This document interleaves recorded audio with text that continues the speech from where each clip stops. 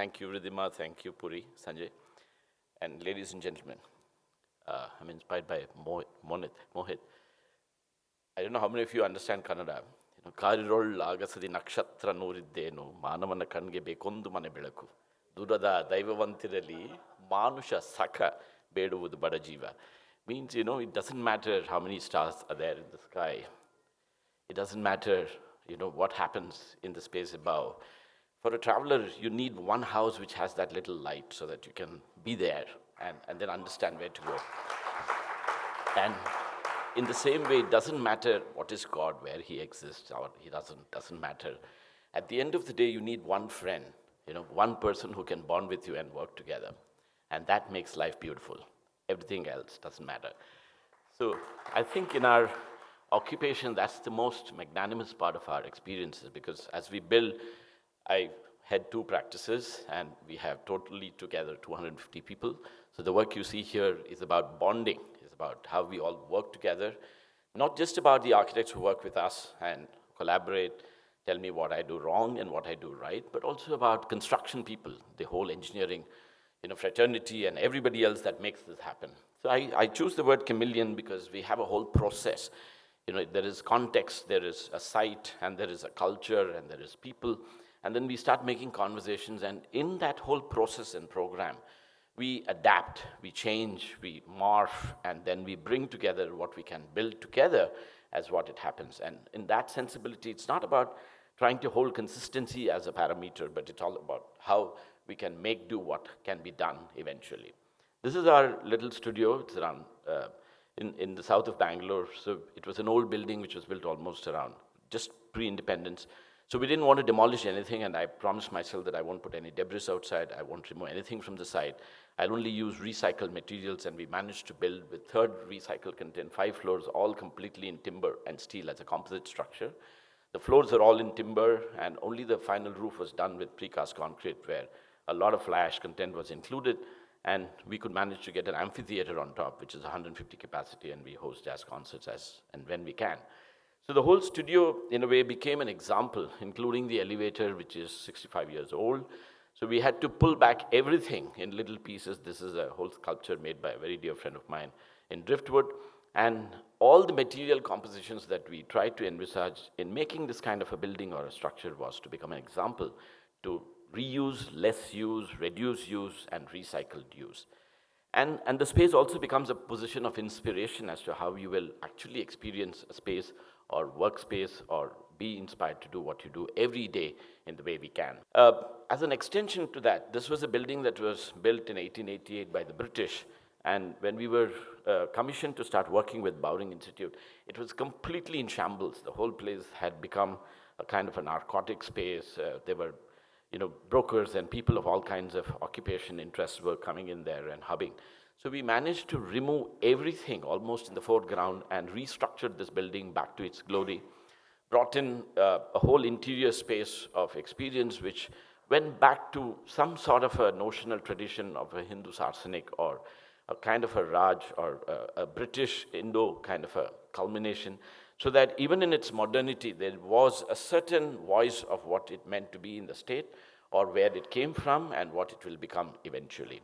So the space was pulled back with all the material that was available, and we managed to add 250,000 square feet annex buildings on the perimeters, which was completely built out of timber. These are 14.5-meter span veranda spaces, and it's all built out of a wood called bangkare, which grows primarily in Indonesia and doesn't weather at all, and they have great strength and feasibilities.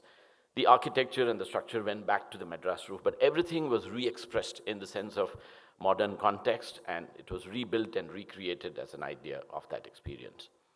Another project which we built for the PS University is also a kind of an experience of what a large campus, almost a 1.5 million single building campus can do, which has 5 basements, and there are 4 badminton courts plus basketball courts in the lower ground. And how do you make the ground and the experience of the large courtyard and spaces work very well for people gathering and student gathering, and how you can put them all in different levels and terraces where you have 5,000 to 6,000 people, students working within this kind of an environment, be available and have a lot of huddle spaces that they can create discussions and be part of that academic experience. Uh, United Phosphorus is a Bombay building. This was built in the heart of Bombay, almost Thane zone. When we started working with Jai Shroff, when we presented, the whole idea was to create some sort of an iconic building which could be repeated in 7 different countries as a part of the symbol of their own urea, the R&D center and the administration kind of a block. So we started looking for a language, and it was very important to create a thermal envelope so that there is a secondary wall which would tend to bring in maximum amount of light at the same time shade. So what you saw in the previous slide or this slide is all bricks which is made like a necklace bead. It's literally woven vertically through a cable line and twisted to form like a huge screen. And some part of the structure was again made out of a stretch metal mesh. But the whole idea was to create a green spine all on the perimeter and at the same time create a shading element that would protect the building from thermally to the kind of heat ingression that you would expect out of Bombay. And though the building partly is up to 2.4 meters all glass, but at the same time, there was maximum amount of daylight, and this allowed the whole space to work very effectively.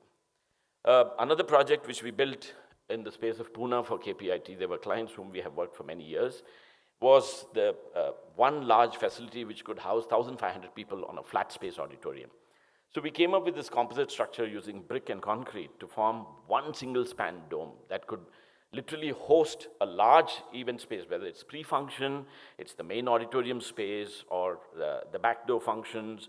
It could host concerts, it could host cultural events, and it had a huge amount of foreground against the landscape, which could also host tea ceremonies and outdoor kind of, indoor kind of events. So for us, this exercise of trying to bring together, gather people in one particular pressing to present that ethos of cultural space became enigmatic for us as a practice. And recently we completed an auditorium space where we convinced the developer who wanted to actually build a marriage hall to convert it into a cultural center. His whole idea was to make, a 5,000 or a 4,000 people banquet space with marriage facility. And it was interesting how, we transformed over a program and over a period, making the structure iconic, and now he calls it the PCPA, which is the Prestige Cultural Center, and there are no marriages hosted anymore. And it is fascinating to see a 1,200 capacity space. And also inspired completely kind of an animal structure line where the whole skeleton is actually the bearing of the structure, which is completely made out of steel. And it's a super large space and structure, very austere, very light on the eyes, and the materials are all, again, very, very earth-based. That's the roof amphitheater. There are 3 levels of theater. There's a 1,000 capacity banquet, 1,000 capacity plus auditorium, and 2,500 capacity amphitheater on the roof. And it is fantastic today that it's able to host the kind of ideas and delegations that we can expect out of. Another project in Pune where morphology or the nature of change that happened with the client. He invited me to Schenectady, and literally, John, I sat with him for a week in his house, and we actually started doodling, and he would ask, me to show what I would draw and participate in verbatim, and I would draw. And it was a great experience to work with a very senior gentleman from Cummins Technology Center, and we built this structure, which is the longest secondary wall horizontal system in the world. It has a Guinness Book of World Record, and it primarily hosts one layer of primary glass and concrete precast wall panels. The whole thing is 1.2 million square feet, built completely prefabricated using concrete. The secondary wall skin is terracotta and glass, which allows light, and there is a whole green spine which creates a thermal envelope. And the geometry, though, is multifaceted and polyhedrous. In a way, the main primary structure becomes functionally very, very accurate and relevant, and there are 60 cells. These are intense laboratories where Cummins engines are put to thermal tests where they go through the worst temperature conditions for almost a million cycles, and then they are mounted on aircrafts. And this testing laboratory happens in India, which is fantastic. And the kind of engineering and the services that goes behind doing something like that is humongous. And I'm very happy that we could manage to accomplish this with a huge team of super able people who work with me, and that was how the insides look. And it's all green, and that's the lobby space. Love to my affection to Nandakishore, who's here, I think, in the space. And I built with him this facility in Pune. I mean, impeccably perfect interiors and architecture and specifications of finishes that we could manage to do. We used to collaborate every second week, every week, make conversations with the construction team to understand how it should be built, learn from his experience, shared our experiences, and this is what we built as a laboratory, and which has now become like a park. The client was so impressed with the whole surroundings and landscape and the way the building becomes completely transparent to the outdoor, that it was called as a Lupin Park. And also he's now mostly worried because more people want to be in the outdoors in the garden rather than sit in their cubicles and offices and work. And that's the success story of how you can bridge an all-glass building completely to landscape and connect the outdoor to the inside and be experiential and complete. A large project, 5 million square feet in Bangalore, Wipro. Again, this is their corporate office and their software facility where they wanted to consolidate all their offices into one edifice and try to see how they could make an ambience and a space which could encourage people post-COVID to come and work. They're still trying hard. I'm not saying architecture resolves all the necessities and aspirations of what you want to do, but it is possible to look at an architectural space which is completely bare concrete, completely bare brick. The whole skin is completely made out of terracotta, completely prefabricated. All the wall panels are precast concrete panels erected up, and it was a lump sum contract, which means that our office could manage to do 100% drawings, give the contractor one set of 2,800 drawings and give one number as a quote. So it is possible to do this kind of a structure where there's no ambiguity of any information or detail before the construction activity actually starts. So that's the scale of the building. There are terraces, and it's completely layered in such a way that traffic moves at a different layer and pedestrians move at a different layer. They never meet each other at any point of time. So that becomes very, very effective in its conundrum of how it occupies and presents itself to a large 40,000 capacity campus for people to habit and live and happily. Another project which is completely out of the blue, where modernity was the point of expression because Bajaj was trying to explore a possibility to build new cars or new auto rickshaws. And you see them now, the electric ones, and they also wanted to build new ideas of how they could think of transportation. So this was an old building which was built almost around 65 years ago. So we managed to pull back the building. Though Mr. Bajaj wanted it to be demolished, we convinced him that we can use the same space and build a complete modern expression of experience within that could also inspire the people who are scholars and automobile research specialists who could imagine and build something like that. And this was one of the first radiant technology spaces that we could manage to build out of Pune office. It's not just about scale, not just about building very large buildings. How do you program this to the simplest house? This is like a 60 lakhs or a 70 lakhs house that we built as part of the civil work, including all the interiors. It went up to 1.8 crores. This is for a dear friend of mine in South Bangalore. And how do you still program and engineer possibilities of such aspirations, possibilities of the same sensibilities of what we call responsible kind of architecture? If I can assume that it is as what I would define it to be, then it is possible to bring such conversations into houses. This is a house which we built for the head of American Airlines, again in south of Bangalore. The whole thing was again built partly with waste and partly with recycled content, but he could manage, even though he's 67 years old, we managed to build his spent space on the second floor, and he could manage to climb through the landscape to go up to the roof line and be part of the house. And all the memories of what he had saved over the last 60 years from his great-grandfathers was put back together to bring that experience right.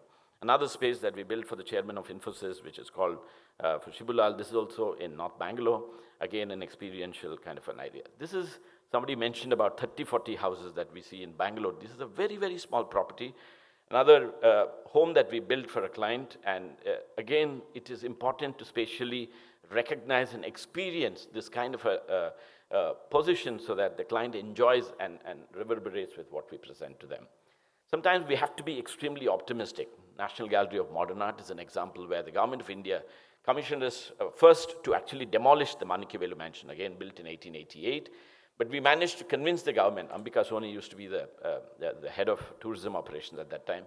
And we managed, after that, after her was Maneka Gandhi, and we managed to convince them not to demolish this building and pull it back together and made the permanent collection and did extensions to the same facility in the same proportions of compositions of how those veranda structures existed, and to create a parallel as a mirror line on a large water scale.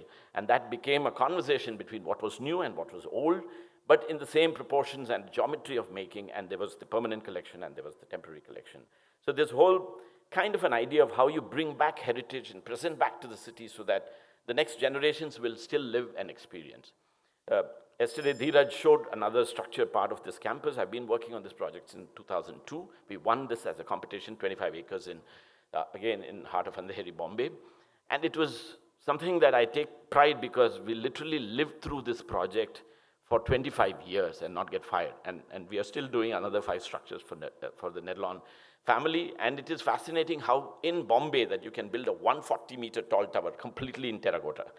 It is very, very important to wedge and tell the people that it is not that you have to ape something that becomes parallel as what we call, or we like to call, international architecture, or a timeless way of building, and build everything in glass. So we could manage to convince the client that it is important to hold 18% of fenestrations only as transparent glass, and the rest of it is all made out of clay. And when I drive around that space, I still take pride. It does look very unique. It's got a big garden, and all that is actually piss water, and water coming from the toilets, recycled, resurfaced, aerated, put back into the toilets. And it's got the largest recycling plant, and the great pride is Rahul, who's the head of this operation, got married in those lawns right in front of that water. So it is possible to create that 800-meter long waterscape and still bring the qualities of energy efficiency that we all aspire as part of the project. Jumping to a notion of what we want to build, the geometry can be gigantic, can be very, very non-anthropomorphic, but the sense of optimism is very, very important. As Pablo said to his girlfriend, I want to do to you what the wind does to the cherry trees. He wanted to shake her up and do something that she would completely experience the joy of orgasm. So aren't we all doing that? We are all architects. We want to express and give that one position to our space and project and making, to do something which is out of the ordinary. But to be responsible is important. To understand metamorphosis as a program and process to work with the client is very, very important. Thank you.